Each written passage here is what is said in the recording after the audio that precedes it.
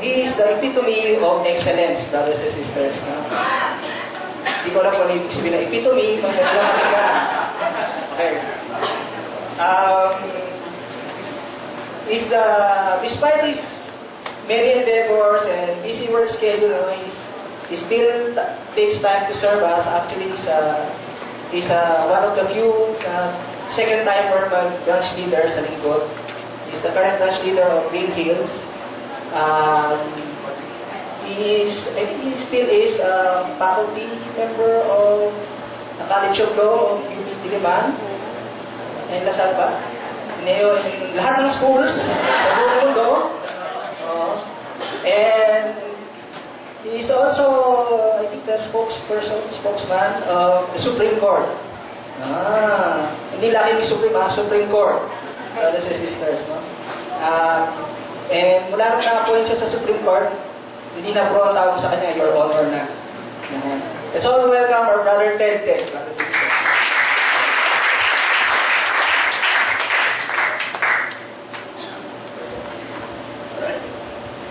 Maraming salamat, Aaron, for that very kind introduction. Good evening, brothers and sisters. For our guests, allow me to call you brother or sister. Sana tama yung gender. It's a very distinct honor to be here tonight to kick off your career growth series, sabi nga ni Nar. We're talking about excellence. Now, I would like to, at the very start, disclaim na I know everything about being excellent. I strive to be excellent where I am.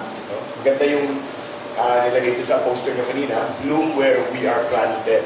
It's a principle that I try to follow myself, that wherever I am led, I want to be able to bloom where I am planted, where I am led by the Lord.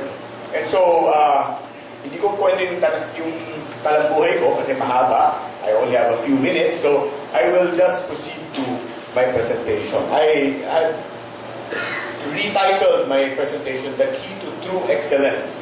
The Key to True Excellence. And we'll try to discover... Dapat may effect yan.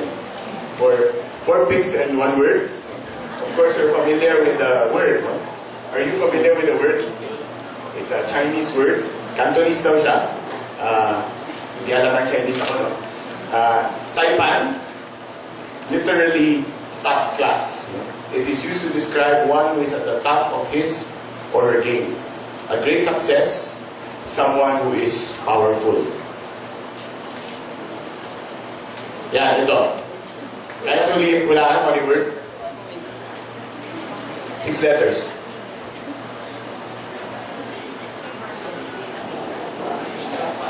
Ha? Saupan? Kaya na. Narinig ko na eh. Sikat. Isa ba? Ito. 4 letters lang. Galing niyo Balik na marunong na to. Rich. I ask myself, and I ask you, brothers and sisters, is that the formula?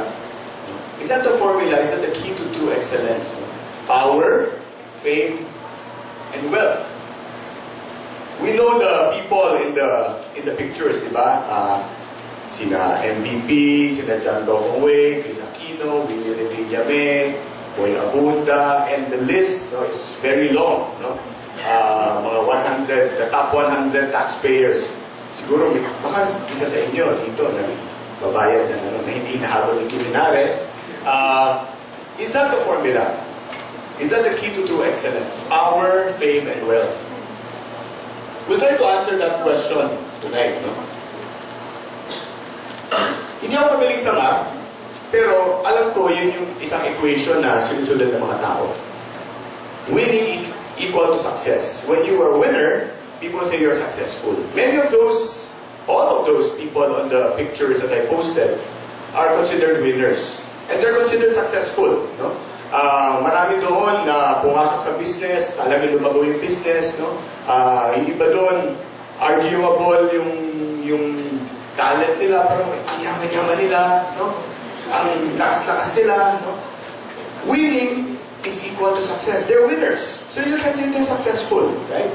But Is winning equal to excellence? Pag yung tao ba nananalo sa mga bagay-bagay na ginagawa niya, do we equate that necessarily with being excellent? Meron akong dalawang column na pinaghandaan. Tingnan natin kung familiar tayo dito sa mga sinasabing ito. Ay, sorry. By hook or by crook? Ay, it's a familiar saying, di ba? Ano ibig sabihin doon? Bottom line, you should succeed, kahit pa paano. No? By hook or by crook? By honest or dishonest means. End result, we will win. We will win. We will succeed. No? But is that necessarily being excellent? Look out for number one. In the corporate rat race, diba, the winner is always a rat. Diba? In a dog-eat world, dog. In a dog-eat world, a dog world, the winner is always a dog. Now, who would want to be a rat? Who would want to be a dog? Pero sinasabi sa corporate world, look out for number one. I don't know, and I hope your corporations, the places you work at, do not subscribe to that principle. Na ang nangyayari, nag-aagawan tayo, nag-aapakan tayo, nag-uunahan tayo para dumating lang dun sa number one. Look out for number one. Again, bottom line, we win, we succeed. The question is, are we necessarily excellent? No one remembers second placers. Diba totoo yan? Laging gano'n eh. Pag sinabi, sino ang second place sa ganitong contest ng ganitong taon? Wala na naaalala. But chances are, you will remember who won first place. You will remember who won first place. Sinong natalo ng ganitong presidente? People hardly remember. But people remember the one who won. Now, again, winning, does that mean excellence? Dito sa kabilang side, it's not whether you win or lose. It's how you play the game. Sa saying pa lang, alam mo na kaagad, talo. Diba? Ganun yung sinasabi yan eh. It's not how you win, whether you win or lose. It's how you play the game. So, ibig sabihin, talo kayo bro. Ganun kaagad yun eh. Diba? Ibig sabihin, talo kayo. Okay lang, next time. But, many times, people who lose can actually lose excellently. Can lose excellently. OPF. Anyone from Loyola? Ano ibig sabihin nun? OBF. Hindi alam yun? OMG lang yata alam nyo eh. One big fight. Diba? One big fight. Win or lose, it's the screw with you. So ibig sabihin, talo yan. Usually, diba? Pero one big fight. And it does not mean panalo. One big fight. As long as you fight. As long as lumaban ka. As long as lumaban ka. Yun ang ibig sabihin nun eh. As long as lumaban ka. Para hindi makusahan na kakampi ako sa blue, no? Hindi naman sa green. Hindi mo. Diba? What does that mean? Energy. Power. Diba? Power. Again, hindi sinasabi sa panalo. Pwedeng talo. As long as you fought. You fought. Ito, kung nanonood kayo ng Gilas, sino nagpasikat nito? Si Ping. Hindi si Ping Lacson, si Mark Ping Rees. Diba? As a way of challenging and encouraging his teammates, diba? Nung lumaban sila sa South Korea, talo sila doon, pero ano sinabi niya? No? Puso lang yan, puso lang. No? And they lost. But they won the admiration of everyone who watched. Not only the Filipinos, but everyone who watched. Puso lang. I'd like to propose, brothers and sisters, that on the left side of the column, it tells us about winning, but it does not necessarily tell us about excellence. On the right side of the column, the right column, it may not tell us about winning, but it does tell us about excellence. Yung lumalaban, yung nananalo ng tuwid, the one who plays by the rules, the one who gives everything, the one who plays with heart. Those are the people who win or lose excellently. Hindi ibig sabihin nun, panalo ka, excellent ka.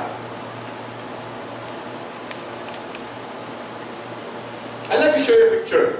You know this guy, right? He's a loser. Loser? Tama ba?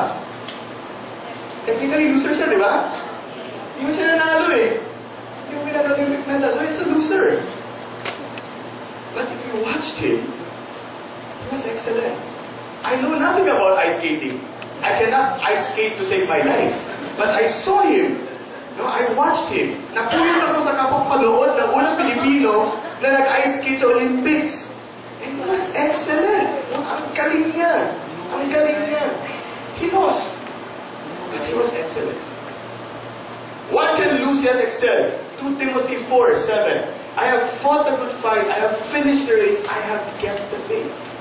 Again, that's not saying panalo. You can lose, but you can lose with excellence. One can lose, yet excel. So, immediately, brothers and sisters, the key to finding out true excellence, hindi sa panalo. No? Don't look for that person who's excellent in the winner's column. You probably can look for that person doon sa natalo, o di kaya yung tumutulong doon sa natalo. One can lose, yet excel. As long as you fought the good fight, as long as you finished the race, as long as you kept the faith.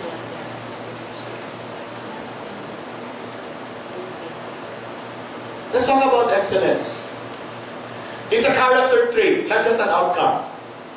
Diba? Madalas, na-equate natin yung excellent. It's an excellent result.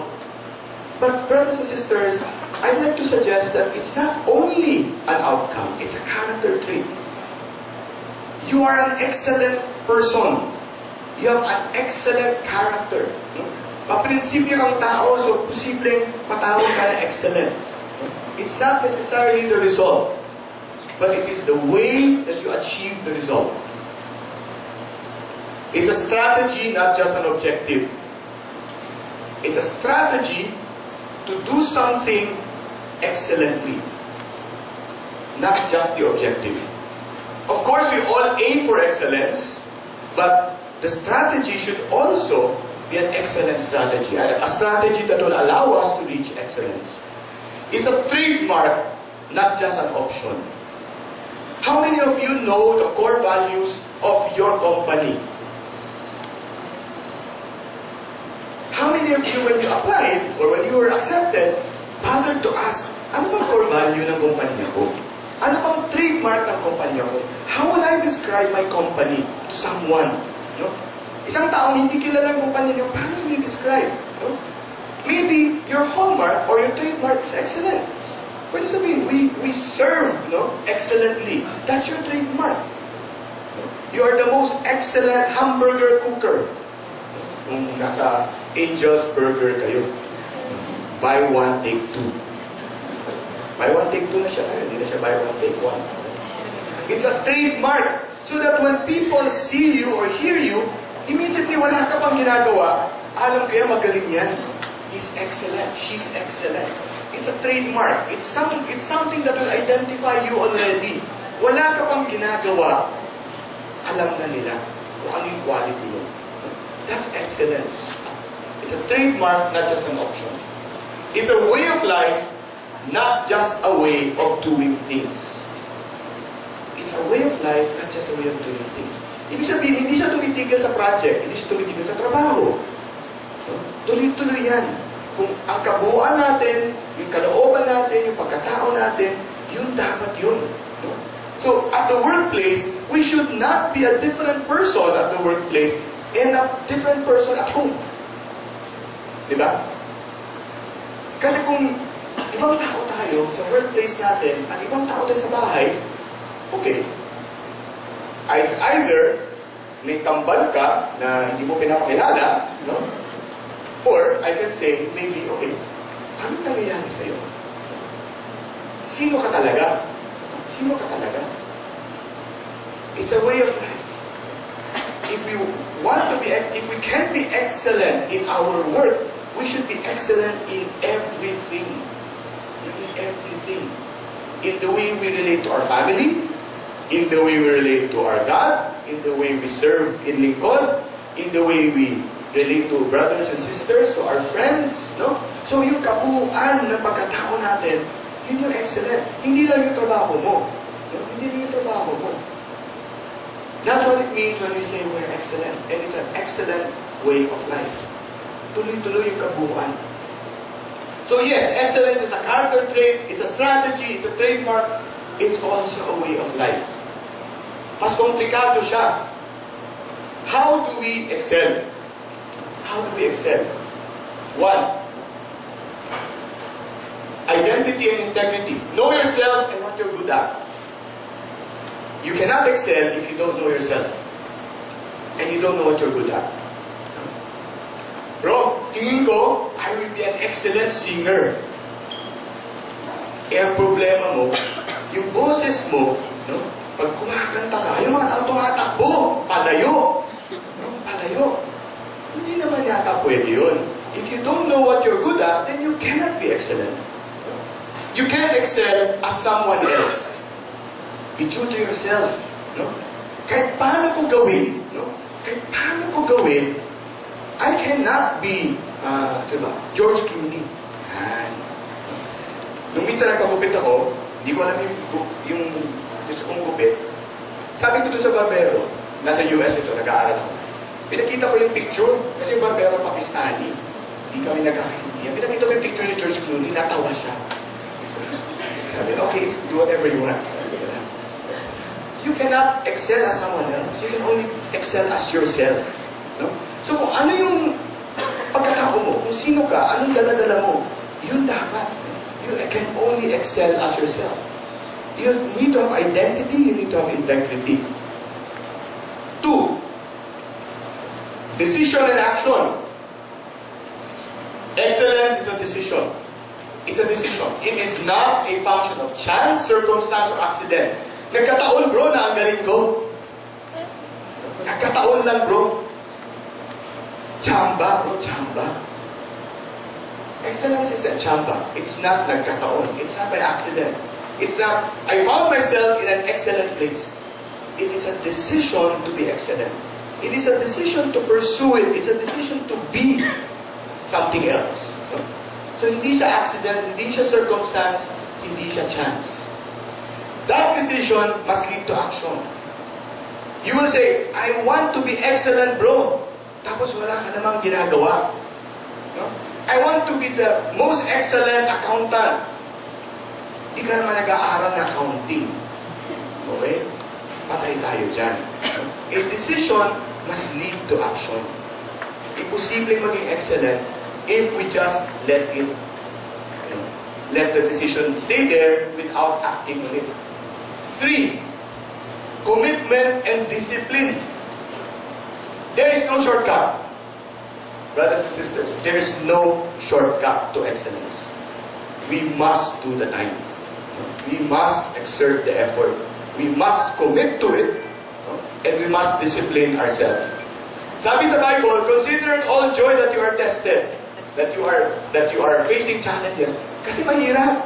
No? Mahirap. A basketball player does not get to be a great basketball player without practicing. No? Hindi nagkataon na magaling sa mga basketball, yun na yun.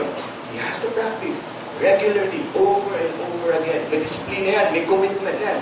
We have to commit to excellence. We cannot just say, I'll be excellent today, tomorrow, tingnan na lang natin. We need to commit and we need to be disciplined. Number 4, heart, mind, soul, and strength. Everything we have, everything we are. Madaling sabihin, bro, na-inspire ako. Na-inspire ako. Galing kasi nung office mate ko, na-inspire ako to be excellent. Tapos hanggang inspiration lang. No? Sabi nung isang dati kong boss, inspiration must lead to perspiration. Do the time. Okay, ma-inspire ka. Ang galing ng feeling. No? Parang, wow, excellent. Tapos wala ka naman ginagawa. Inspiration must lead to perspiration. Heart, mind, soul, and strength. It is not emotion, but choice. We choose to be excellent. Many times, when we choose to be excellent, it means making decisions that are difficult. May gimmick yung kaibigan mo. kaya ako mag-aaral eh. Ba't ka ba nagma-masters? Wala lang eh.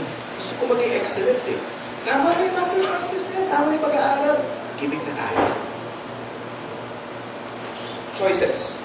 Difficult choices sometimes. Many would say it's sacrifice. Many would say it's giving up. But I'd like to just say it's not emotion. It's a choice. It's a conscious decision. It's something that we decide and say we want to do this. Okay? So, 4 things for me. Identity and integrity, decision and action, commitment and discipline, heart, mind, soul, and strength. Okay. May bisita ako inibita. Kasi,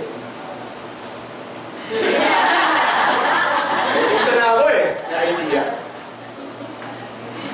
Idagdag din natin ang passion. Idagdag natin ang passion. When we say passion, it's not emotion. Ha? Passion is not emotion. Yes, it can start with emotion, but it is not just emotion. No? What's passion? What are you passionate about? When you ask, what are you passionate about? I'm passionate about basketball. Fine.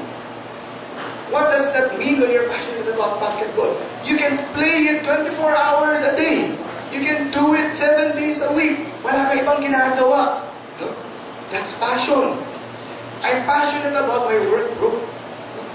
Yung overtime, hindi ko na kinakolek yan. Nasa trabaho lang ako ng trabaho. I'm passionate about service, bro. Nag-a-apply na ako may branch leader eh. Ayaw lang ni Abyo. Kasi sister ka eh. Hindi ka pwede maging branch leader. But passion is what will move you and drive you to do things beyond yourself. Pwede mo sabihin, pwede namang ito lang. Diba? Okay na to eh. Wala naman nagreklamo na eh. Masaya na nga sila dyan. But passion will move us to go beyond that. To go beyond that. What is the enemy? What is the enemy of the best? What's the enemy of the best? The good enough. It's not the worst. The opposite of the best is the worst, but the enemy of the best is the good enough. Pwede na yan, bro! Okay na yan! That guarantees you will never get to excellence. Why? Hanggang dyan ka na lang eh. The good enough.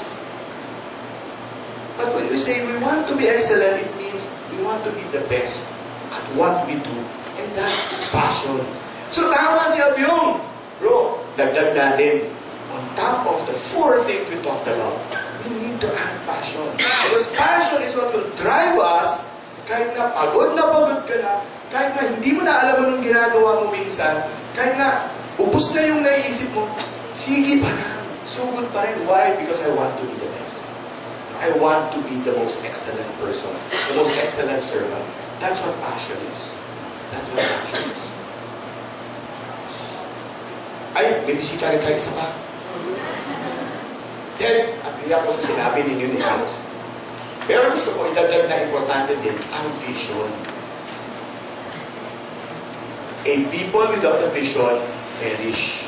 Diba? Narinig niyo ba yun? A people without a vision perish. Ang gagaling natin lahat. Pero wala tayong isang patutunguhan. No? Serve tayo ng serve. Gawa tayo ng gawa. Overtime tayo ng overtime. Buong araw na talaga nagtatrabaho na tayo. Pero hindi natin alam, saan ba ito papunta? Where is this leading? Saan bang direksyon ito? Hindi natin alam. Hindi natin alam. Basta, gawa lang tayo ng gawa. That's not excellence. No? That's not excellence. That's actually a waste of time and a waste of effort. Because there's no vision, there's no direction. Now, what's a vision? A vision is something that's bigger than ourselves. It's bigger than our plans. No? A vision is not ambition. No? A vision is a sight that we set for ourselves and say, I want to define excellence, that's what it means. That's excellence for me. That's excellence for me. That's my vision. Again, I ask you, brothers and sisters, dun sa mga kumpanya nyo, do you know the vision of your company? Diba? Yung mga vision, mission, and goal. Yung mga team building yan, diba? Come up with a vision for your company in 2 sentences. Yan. We are the best hamburger chain in the world. Yan. Sorry nakita ko kasi Angel's Burger yung papadali ko kaya. Nag-stick sa akin yung Angel's Burger. No? That's our vision. Di ba? To provide the best service. That's our vision. Pwede yun.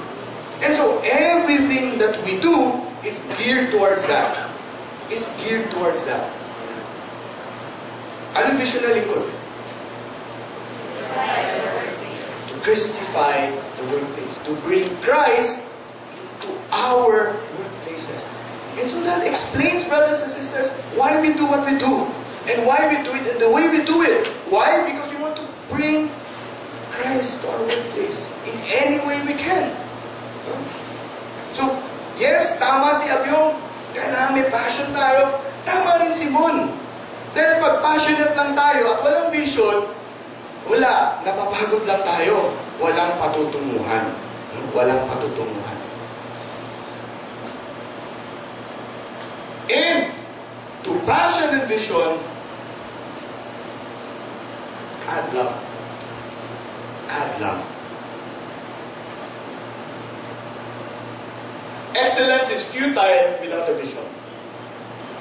Excellence is futile without vision. Yes, you can be excellent in what you do, but if there's no vision, baliwala yun. Excellence is difficult without passion. Lalo na pag ayaw mo yung ginagawa mo. No? Lalo na pag feeling mo, ba't ako nandito? Ba't ako nandito? But excellence is impossible without love. If you don't love what you're doing, brothers and sisters, you cannot be excellent. No matter what you do, you cannot be excellent if you do not love what you're doing.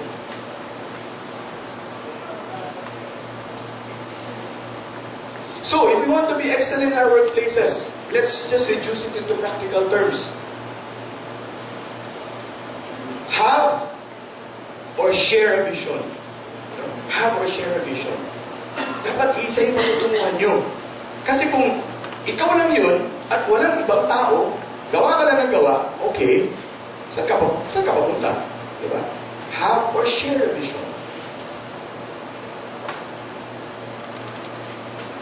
Pursue it with passion. Yung vision na yun. Hindi different visions, ha?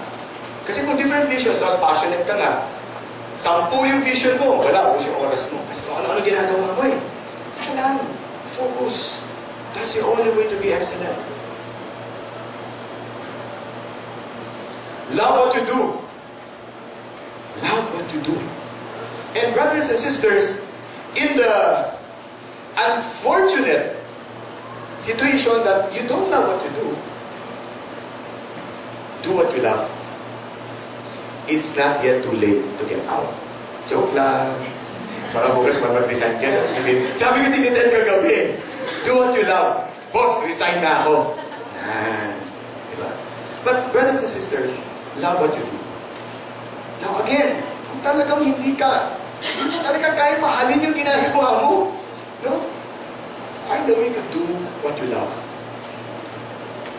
Napaka-blessed mo if you are doing exactly what you love. If I ask you siguro, ano dream job mo, brother, sister? Ako, alam mo dream job ko eh. My dream job is to be the commissioner of the National Basketball Association. Nanunod ka ng basketball, binabayaran ka pa. Di ba? Dream job yun eh. Di ba?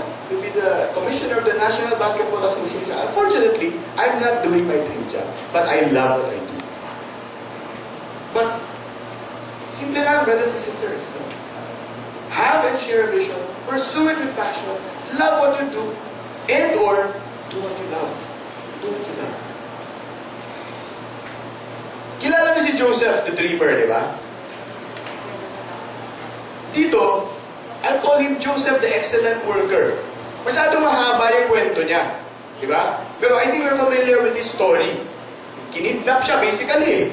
No? Kinidnap siya, dinala siya sa isang lugar, na hindi niya lugar, no? Sold into slavery, basically. No? Tapos kung ano nung ginawa sa kanya. But this is important, brothers and sisters. If you have your scriptures, go to Genesis 39, look at verses 2 and 3. Look at verse 6, look at verse 23, in fact 22, 21, 20. those verses tell us one thing. Tell us one thing. Joseph was excellent in what he did. Doon na mismo sa captor niya, si Potiphar. Hirap, makakanta pa ako. Potiphar, yung Egyptian.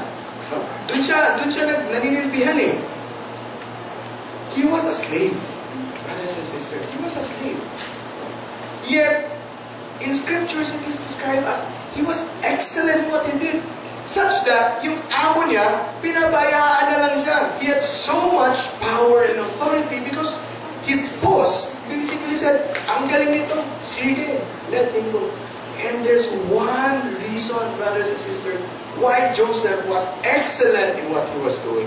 Genesis 39 tells us, the Lord was with him. The Lord was with him. And even si Potiphar, nagagaba talaga ako sa pangalan niya. No? So kitang-kita. No? Even nung kinulong na siya. No? Genesis 39, this particular account, brothers and sisters, is the account of the persecution of Joseph and the false accusation of yung wife ng amo niya. Siniseduce siya, inayawan niya, he was upright, he was righteous, he said, no! Sabi ngayon, ito, talagang pinagsamantalaan ako. So, ang ginawa ng boss niya, yung amo niya, pinatulong siya. Yet, if you read that account, even dun sa preso, he was excellent in what he did, such that lahat ng ibang preso was placed under him. Literally siya dun. No? Literally siya dun. And again, the reason was simple. Paulit-ulit yung reason. The Lord was with him. The Lord was with him. Brothers and sisters, Joseph was an excellent worker. Why? Not because of his skills alone. Maybe because he had excellent skills, definitely. Not because he loved what he was doing. He was a slave. He was a slave. He was in a foreign land. He was in adverse conditions. But why was he excellent? Because he was with the Lord and he allowed the Lord to be with him. He was with the Lord and he allowed the Lord to be with him. I will show you a still more excellent way. 1 Corinthians 12. Ito yung pinaka-famous na reading pagkasal. Yet, it's the most misunderstood reading during weddings. Because it doesn't speak of romantic love. I will show you a still more excellent way. If I speak in the tongues of men and of angels, but have not love, I am a noisy gong or a clanging cymbal. And if I have prophetic powers and understand all mysteries and all knowledge, if I have all faith so as to move mountains, have not love, I am nothing. If I give away all I have, if I deliver my body to be burned, but have not love, I gain nothing. Bottom line, brothers and sisters, what will make us excellent is not just what we do, but love that infuses what we do. Sabi ni St. Paul in his first letter to the Corinthians, kahit nagawin ko pa lahat, kahit na excellent pa ako sa lahat ng ginagawa ko, pag walang pagmamahal sa puso ko, baliwala yun. Baliwala yun. I am not excellent if I have not love in my body. If I do not do it out of love, I am not excellent.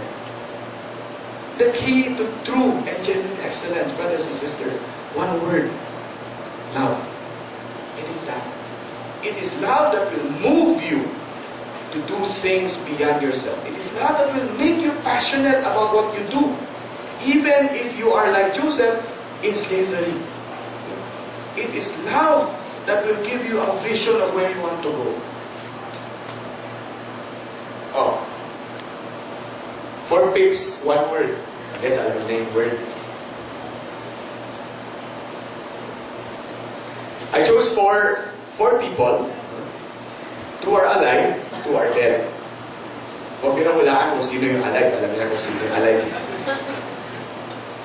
2 are alive, 2 are dead. To illustrate excellence. And hindi ko na siguro babanggitin si Secretary Roger Simpson, our brother in Ligaya, and Commission Audit Chair Grace Tan, our sister, also in Ligaya. They are in the news. We are aware of what they are doing, and you are aware of why I would say that they are excellent.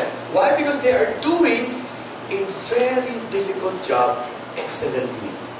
They are showing integrity in positions of power that are traditionally, very corrupt. That's excellent. But brothers and sisters, you may not know the two people on the right side of the screen. No? The two dead people. I see dead people, sabi ko sila. Father Michael Judge, yung paring judge. Who was Father Michael Judge? And bakit siya? Why would I say he was excellent? He was a priest, Franciscan priest. He was a firefighter. He was a chaplain of the New York Fire Department. And he died on 9/11.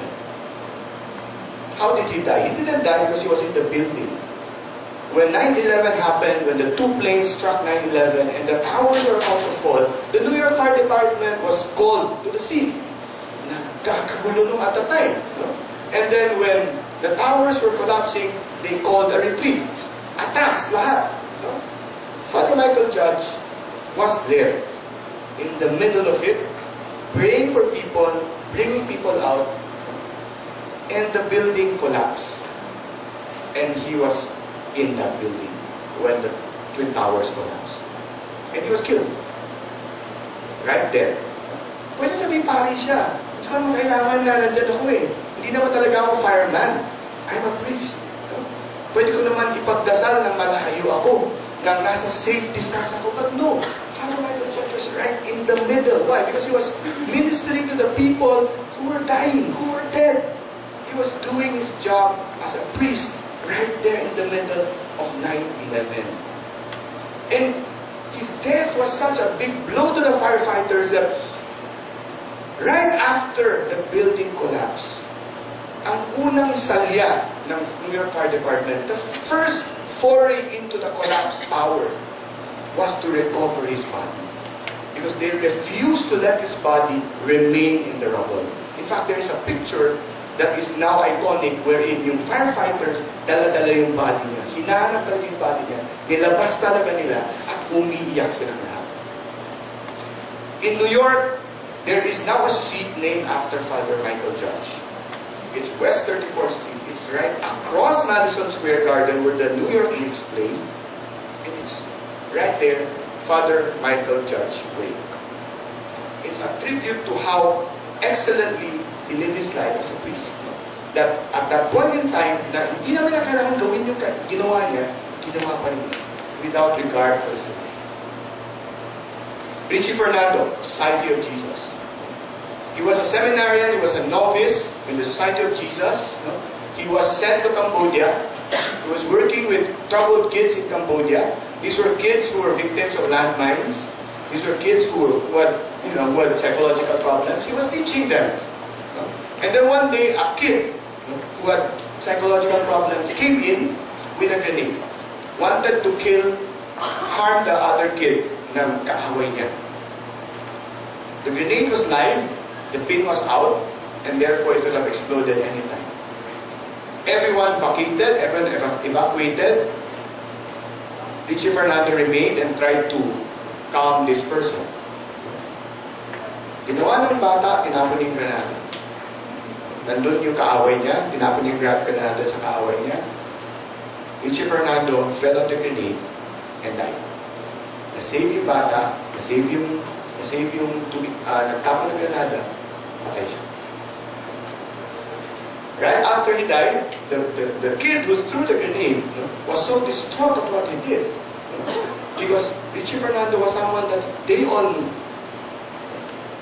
He never became a priest because he was still studying to be ordained. But yet, despite his not being a priest, he showed how excellently he lived his life. At that point in time, brothers and sisters, he could just have vacated. He could just have taken the child and left. But he stayed and he tried to save both. And he lost his life. Excellence. It is the enemy of the good enough. Hindi pwede yung pwede na. Hindi pwede yung pwede na. So what's the formula, brothers and sisters? Let me give you a favorite psalm of mine. Psalm 1. Yun yung pinaka-favorite psalm ng naniligaw daw eh. Psalm 1. Psalm 1. Okay. Sige na nga, sige na tayo. Blessed is the man who walks not in the counsel of the wicked, nor stands in the way of sinners, nor sits in the seat of scoffers, but his delight is in the law of the Lord, and on his law he meditates day and night. He's like a tree planted by streams of water that yields its fruits in its season, and its fruit does not wither. In all that he does, he prospers. In all that he does, he prospers. Not by his own skill, but because his delight is in the law of the Lord, and he meditates on his law day and night. That's the key. That's the formula to genuine excellence, brothers and sisters. Yes, you can pursue a vision. Yes, you can pursue it with passion. Yes, you can do what you love. You can love what you do. But in the end, brothers and sisters, it is this connectedness to the Lord that will guarantee us that in all that we do, we prosper. Let me just break this down very quickly. This is my last slide. Whatever your task, work heartily as serving the Lord and not men. From Colossians 3:23. Kung puso mo, ipasok mo sa ginagawa mo, then you will be excellent. Wherever you are, be all there. Jim Elliot was a missionary who also gave his life in order to bring the kingdom, to preach the word of God. Sabi niya, wherever you are, be all there. Be focused. Hindi pwede nandito ka, tapos yung utak mo nandun sa ibang bagay. No? We can never be excellent in that way. Wherever you are, be all there. Be all there.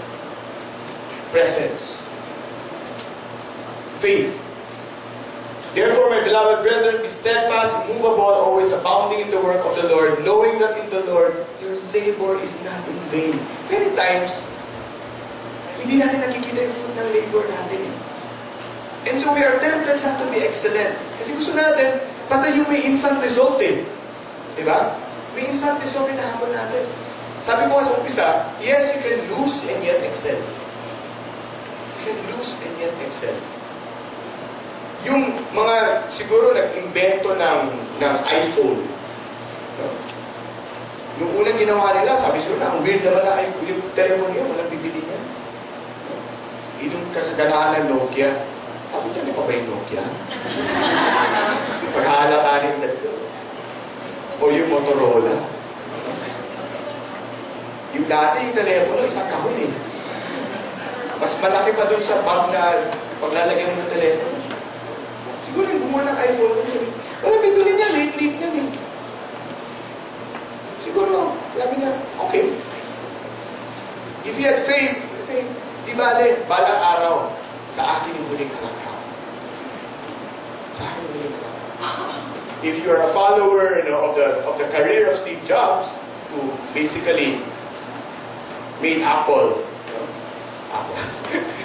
Apple, the company, and the product, and the name, what it is, you would see that hindi siya lagi nanalo. He was fired many times. In the company that he created, he was fired. Siya na nga gumawa, tinanggal pa siya.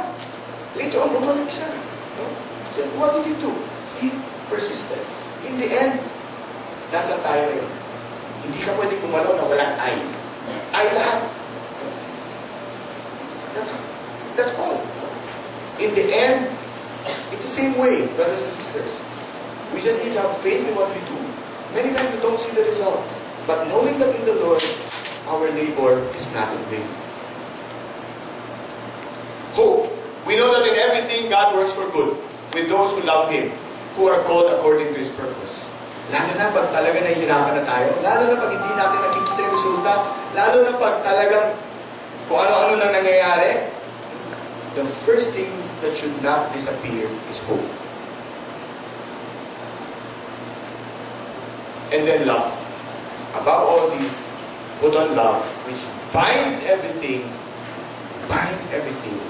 in perfect harmony. So brothers and sisters, I started by saying, I am going to come out with a disclaimer. I don't know everything about excellence. But one thing I do know one thing that I am intimately familiar with, brothers and sisters, is the excellence of the love of this God, whom we have just worshipped and we continue to worship. This is a God who is passionate for us. He is a God who is relentless in seeking us out. This is a God who is insistent on blessing us. And so, brothers and sisters, knowing this excellent God gives us all the more reason to not settle for okay na yan.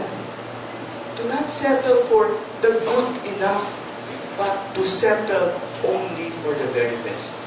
To settle only for the most excellent. As Scripture has said, God has foreseen something better for us. So if you're in a place, brothers and sisters, where you are settling for the good enough, brothers and sisters, let's strive for the excellent. And may I just end by this very short prayer. May your passions meet God's plans. God bless you. Thank you.